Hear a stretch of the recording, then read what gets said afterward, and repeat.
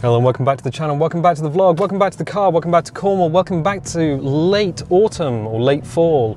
We are not that far from winter, we're not that far from December, and we're not that far from Christmas. We are leaving Chasewater at the moment, so if you wanted to know where we are and put a pin on the map, that's where we are. King's Head is that way, and apparently they have accommodation, which is lovely, I guess.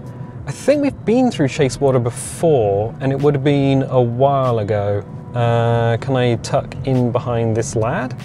Yep, I thought all these cars were parked. All right, cool. So apart from a tour of the West Country, what I actually wanted to talk about this episode was that I've got back into writing in some way.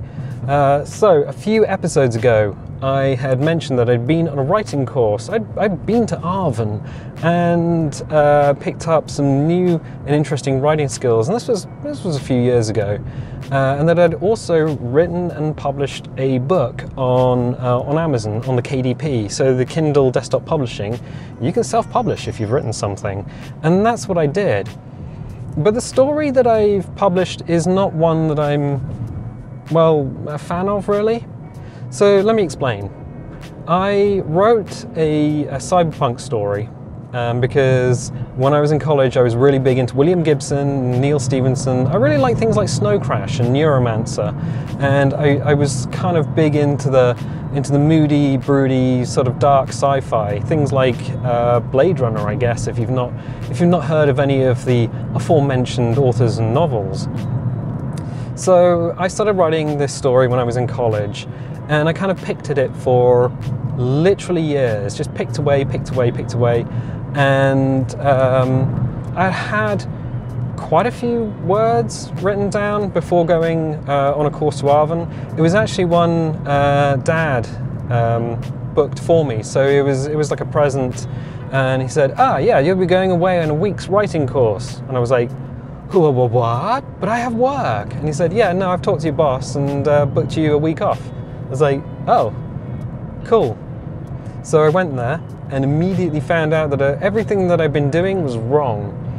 I should have had way more planning done. In fact, I should have had any sort of planning done. The words that I were using were there were too many syllables in too many words. Sentences were kind of congested. There was a lot of stuff going on.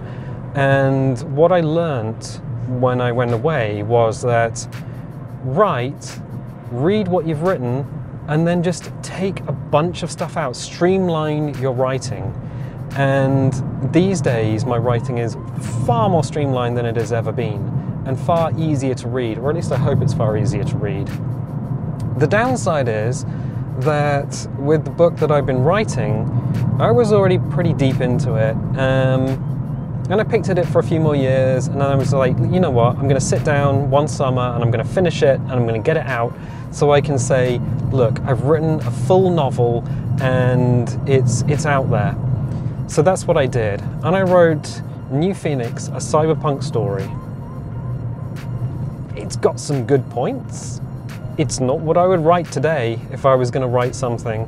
So a few weeks ago I came up with, I was just sort of mulling over ideas in my head, and I was just like, you know what, I really want to pick up writing again, but I don't want to go back to trying to write a full-length novel, because it is a heck of a thing to do. It's a very lonely thing to do. You spend a lot of time by yourself in front of a laptop, just tapping away, and it's a lot of effort. It is a buttload of effort. And if you realize that actually the story is not working, you can go back through thousands and thousands of words and try and tweak things, but every time you make a tweak, it has it's so much. So I was thinking, I'd like to write some short stories.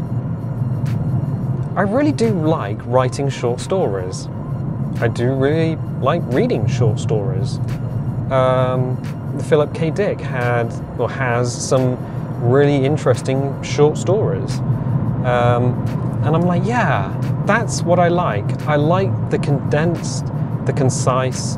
I like a single viewpoint, a single protagonist, keep the story small. You don't have to have sweeping space operas. You don't have to have evil corporations. You can just keep it light and gentle. And I just realized where this road comes out, and I'm like, oh, wait, oh, buddy. In fact, I think I need to go this way. Oops. I'm like, we could go that way, but I think we need to go this way. The car behind me is just like, I don't like you anymore. Sorry. Anyway, yeah, no, this is definitely, this is a road I know. Right, good. So yeah, I'm thinking short stories.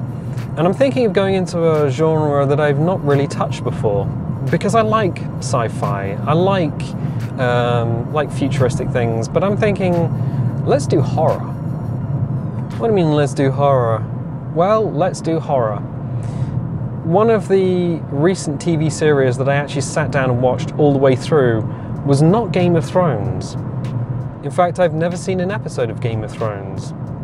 It doesn't actually hold that much interest for me. What did hold interest for me was Ash vs. Evil Dead, and I think it was on Stars. It was on Netflix, certainly.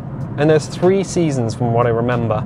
And it is really good, like really well written, really interesting, and it's not scary, it's not jump scary. So the first season certainly has no jump scares in it where there could be jump scares. It is a little bit more interesting in terms of story, with the Deadites and especially Lucy Lawless. Lucy Lawless is in there, Xena, the teenage witch. So Lucy Lawless is in it, and her character changes every season, and it is super interesting, super fun. And I'm like, yeah, that actually kept my interest. That kept me watching all the way to the end of all 3 seasons. And I really do like that sort of psychological horror. And I'm thinking, yeah, so why don't I write something which is kind of dark, kind of my writing style. So my writing style tends to be quite bright and a little bit airy.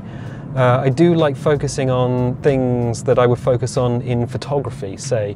So landscapes, clouds, birds, you know, everything that's in the area, the smell of the grass, things that are around. You got to set the scene. You got to paint an image before you put your characters in there. And I'm like, yeah, we can do that. We can paint an image. We can put the characters in. We can do quite a lot. In fact, I think I'll go this way. So yeah, it kind of suits a more creeping psychological horror, I think, my style of writing. That sort of get someone in, get them reading, get them warm and comfortable, get their legs under the table, get them all wrapped up in a blanket, and then put them in a situation which you're reading, and now as the protagonist, or from the protagonist's view, it's a situation you cannot get out of. You're just like, oh no. And I do like that oh no feeling, that feeling of creeping dread. I think that's my style of horror, or at least that's what I aspire to, because, well, I don't really know until stuff is written. And there is another question here, and the question is, how dark do you go? Because I've not really done this before. Like I said, sci-fi is my thing. How dark do you go? I don't mean like Hostel or Saw, like the Saw franchises where people just get chopped up into little bits. But if something does happen to somebody, how much do you describe before it becomes body horror? Or maybe you want the body horror, I don't know. Fortunately, I do have a couple of people I can bounce ideas off of. So my sisters, they do tend to read a lot of horror, and if it flies by them, then it's good. So what I'm thinking of doing is doing some writing, and then getting them to proofread it, because horror is definitely in their wheelhouse. And if it's okay by them, then I will put together a series of short stories in an anthology and then put it up on Kindle KDP, Kindle Desktop Publishing, so it'll be available on Amazon. As an aside to all of that, I was trying to work out ways of writing on the go, because quite often the best time to write is whenever you're in the mood, whenever you have a little bit of downtime and you're in the mood. And I'm like, oh, well, the one thing I do have on me all the time is my mobile phone. So is there an easy way to use a mobile phone to write? Can you do it? Back when I started writing, back in college, mobile devices were terrible. You had things like the Compaq iPac and the HP iPac, not iPad. They had a little stylus and you kind of poked away at a tiny little screen and it had Windows CE on it, and it was a miserable experience. But fast forward quite a few years, and what you have now are a lot of very fast, very capable devices right next to your butt, right in your pocket. So I was looking on the Android store, because I have an Android. Don't give money to the fruit. Yeah, so I was looking on the Android store and I was just like, oh, is there like a Notepad application? Because I really like writing in Notepad. When you write in Notepad, you get one font. That's it. You don't get a spell checker telling you that you've spelled something wrong. What you don't get is, oh, this is an interesting maneuver. What you don't get is little blue lines telling you that you've made a grammatical error. Okay, I guess I stop now. You can tell when it's an old person because they come out in a poo beige car. A car made of poo. Who turns up at a car dealership and says, oh, I'm going to buy a brand new car. Do you have one in colour poo? And I'm like, that's definitely an old person's car. Anyway, as an aside, so yes, writing in Notepad, it's very simple. It just gives you all of the text. It puts the text in, grammatical errors, spelling errors and all, but it means that you can be super quick because you're not being distracted. And I was like, oh, can I get Notepad for Android? So I spent some time looking for Notepad for Android, and there is nothing. There are Notepad applications, but they don't allow you to save a file, and even if they did, it's a weird format, and it's, I don't know. What I ended up doing is using Google Docs. I've never used Google Docs before. It's been there. I'm aware of it. I know people who use it. I've never used it myself. So I opened a new document and I started writing. And when I click the little blue tick, it saves. And I was so surprised how easy it is to write on a mobile phone, because you can fat finger a keyboard and then just tap the word that it assumes you're trying to write, and it just pops it in, and it is very quick, and you can slip out of this world, this reality, into your imaginary world very easily, and it's not distracting enough to take you out of that, so you can be creative on a mobile phone. And I was so surprised. So yeah, I've actually started writing one of the stories, and it's actually one that came from, well, partly came from a dream. And I told Mum about it, and Mum was like, that's weird. Cool. Excellent. I didn't get to the horror bit though. Yeah. So I was kind of having some fun with that. And there's a lot of things. It's kind of like riding a bike. I was about to say riding a motorbike. Yeah, it's the same thing. Push bike, motorbike. One's got an engine, one's got your legs. It's about the same. A motorbike's actually easier to ride than a push bike, believe it or not. But anyway, yes. So I was writing away, and I was making sure not to start any paragraphs with the. You don't want to start the main paragraph, the first paragraph in a story. Try to avoid using the. T-H-E. I mean, you can, people do, but I don't wanna. So avoid using the. Avoid using repeated words. So if you can use similes for words, if you have to repeat, then use similes. And what you can do is, I think thesaurus.com will allow you to look up similes for certain words. It's kind of like looking up Wikipedia and going down a wiki hole. You can end up looking at pages and pages of alternate words, but usually there's something there that you can use if you don't want to use repeated words. So no repeated words. Try and avoid starting a paragraph with the. And also, syllables. Watch your syllables. If you can reduce the number of syllables in a sentence, then do it. If you can choose a word with less syllables, do it. It just makes it smoother and easier to read versus using a very clunky, bumpy sentence, I guess. So, an example. No, I can't think of an example off the top of my head. The car in front of us is doing 15 miles an hour, and I just want him to drive into the sea. Get in the sea. We are less than a quarter of a mile from the sea. It's fine. You can drive into the sea. Your car won't float. Oh my God. I think the guy in front of us might have actually died, and it's literally nerve impulses driving the car forward. That's it. I genuinely hope to all things holy that he is not going the same way we are. If we go any slower,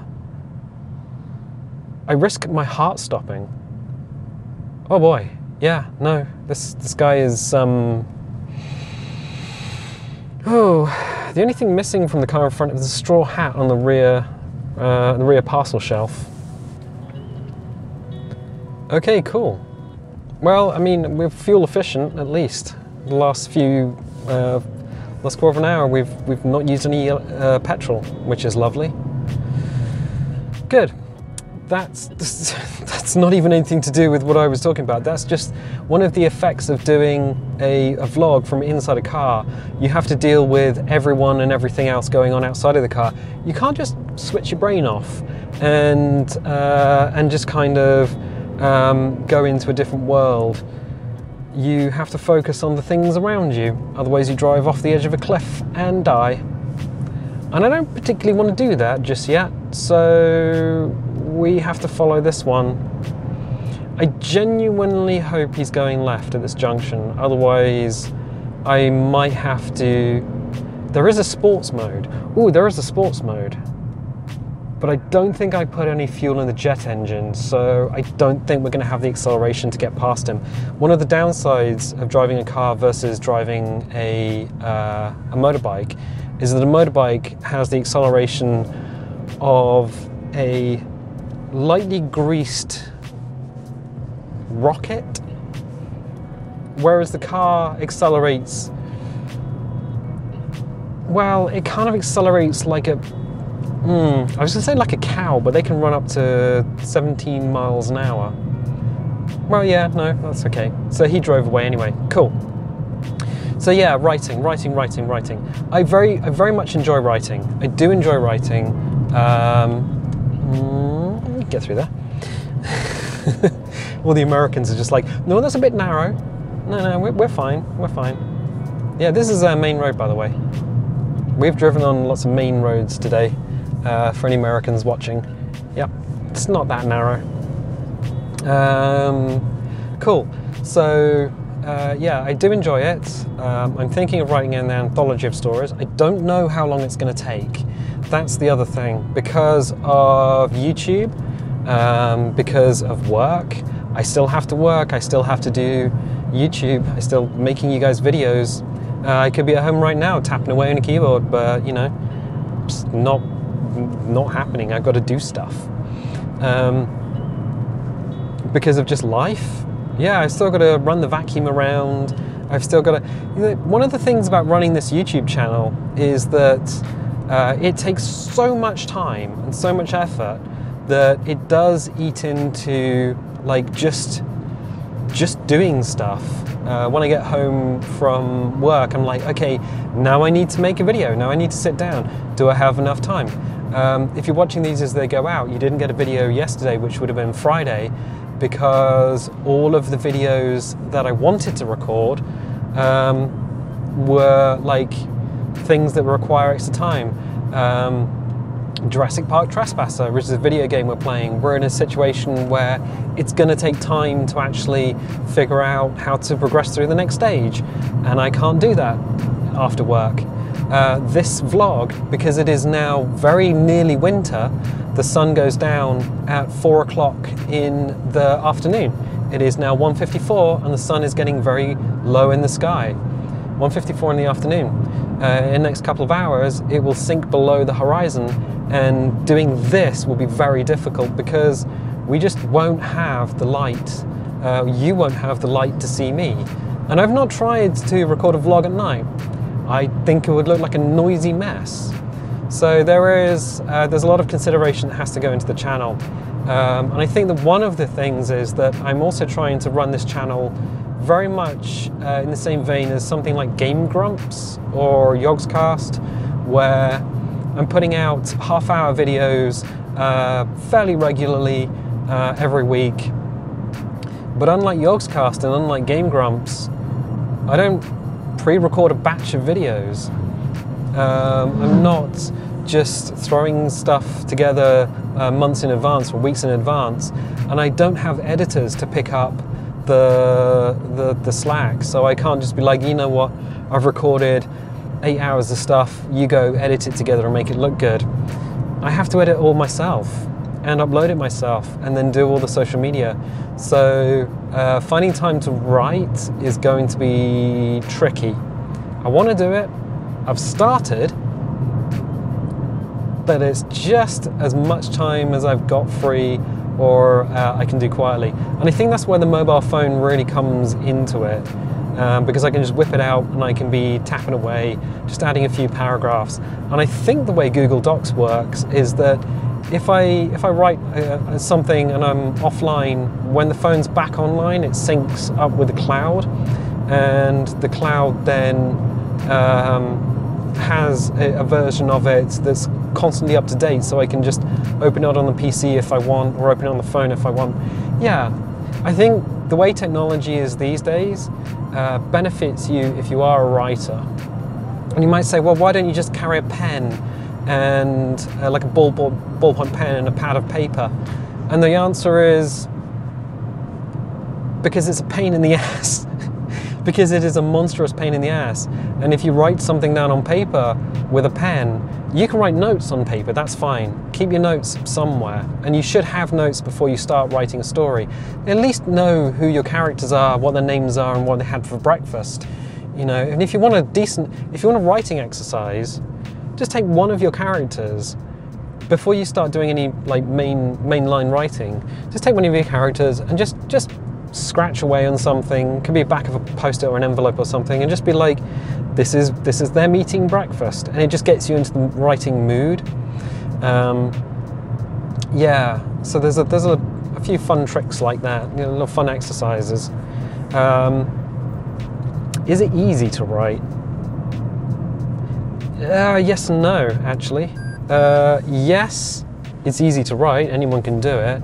No, you do need to keep an eye on what you're doing, and you do need to keep refining it, and you do need to understand that you're writing for an audience, and that if you understand what you've written, but an audience doesn't understand what you've written, then you'll need to rewrite, and you'll need to accept that. Having someone who can read through your work is a bonus. Other authors won't read through your work. That's rain.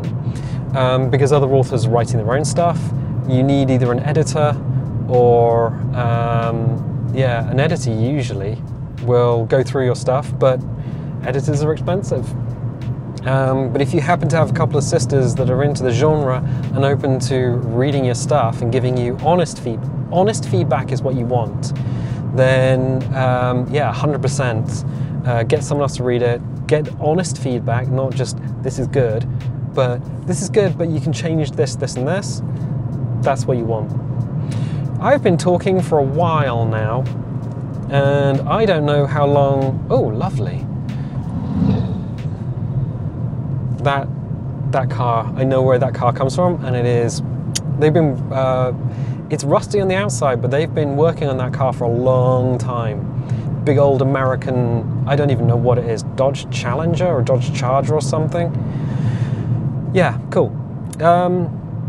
So yeah, I'm going to leave it there for the time being, because after a while the X1, the 1X, shuts off every half hour. Interesting way of riding a bike. So you end up with the front camera for a bit, but the windscreen's kind of a bit messy in the sunlight, even though I cleaned it. It's just running a YouTube channel. So yeah, I'm going to leave it there. If you like this, definitely leave a little like, leave a subscribe if you haven't liked and subscribed already, because that really does help the channel, and that helps the video, helps the channel, and it makes everyone, by everyone I mean me, feel good. That makes you feel good as well, because you've done something positive for the day. If you want notifications, click the little bell. If you don't want notifications, you don't need to click the little bell. You are your own person, and it is your own choice. So, you know, you have the power. And I tell you what, I'll catch you next time. You know, when someone throws a head crab at you, you don't have to always scream, sustenance. Although, it does help. Wait a second, a Cornish horror writer. Where have I heard that before, Daphne du Maurier? Oh wait, no, she's French.